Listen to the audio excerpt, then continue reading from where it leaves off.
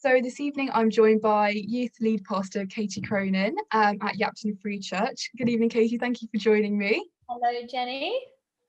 So to begin with, how did you feel when you found out that church services would have to be halted due to the pandemic? I think initially there was a lot of build up to the first lockdown. So I think there was a lot of natural uncertainty around what life would look like, because obviously we'd never been in a position ever where we couldn't meet as a church. So I think once the shock had settled in, we were just keen to continuously morph and mold and find the new normal and build community online. But initially probably quite anxious, just because it's such an unknown time. That's completely understandable. Everything would happen. So yeah, of course. And especially as like your role in the church as well, that must have made it really difficult. Yeah, I think it's if you spend your livelihood as investing passionately into something you really believe in, to then have the entire thing not ripped away but sort of taken out of the normal context of how you do it was quite anxious. It was quite a nerve-wracking time, but at the same time it was quite exciting to think that we could create a new normal out of this. We weren't necessarily surprised as a church. We were expecting something to happen in this year, and we've always been prepared for change, but I think the actual reality of it was probably more confronting initially. But yeah, okay, so do you feel that your faith was impacted by the pandemic personally?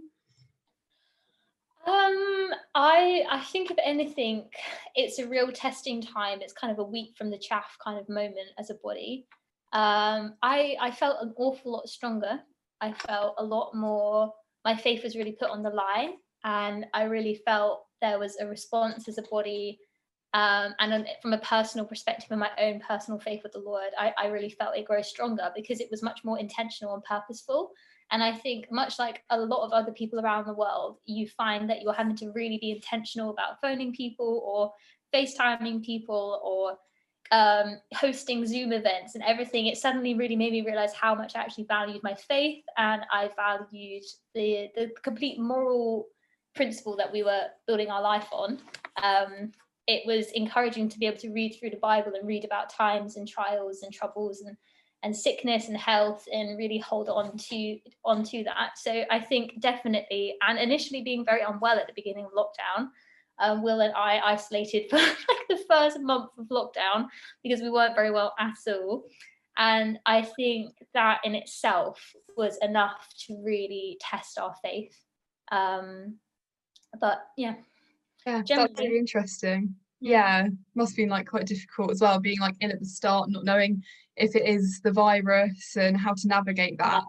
Yes, yeah, and we were moving house at the time, and there was a lot of other unknowns that we weren't sure how they were going to work or what was going to happen. But again, if anything, it just made us really come back to the foundation of our faith, which is relationship with the Lord, and it really drew us more than ever into a place of like prayer and intimacy with Him.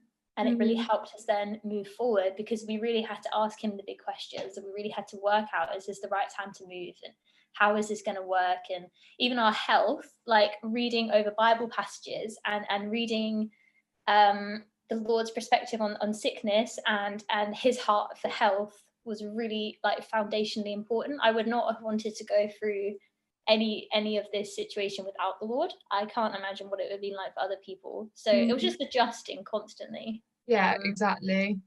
So going forward, so of course we had our first lockdown where church services had to stop, and then they were allowed to start again, and now in lockdown number 2, of course they're having to stop again. So how do you feel the government should move going forward? Do you think that church services should be able to go ahead just with the necessary precautions, or do you think that prohibiting them right now is the safest thing to do?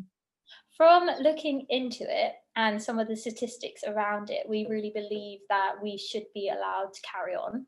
I think in the same way that you're valuing education, you're even valuing football games being able to carry on. It seems completely irrational to close a church meeting. I think church meetings can be responsible up to 0.01% of the virus, 0.1% of the virus. The RR rate can be like upped or down by churches not meeting or meeting. So it really is a tiny percentage in the grand scheme of things. And I think it's just important to trust that actually as humans and as a church, we're under the same pressure as every other organization. We are on, we don't follow COVID restrictions, if we don't keep social distancing, not singing, for example, even having the right capacity in the building, we will get shut down and fined in the same way that other people will. So there's the same pressure on churches to really kind of do it properly.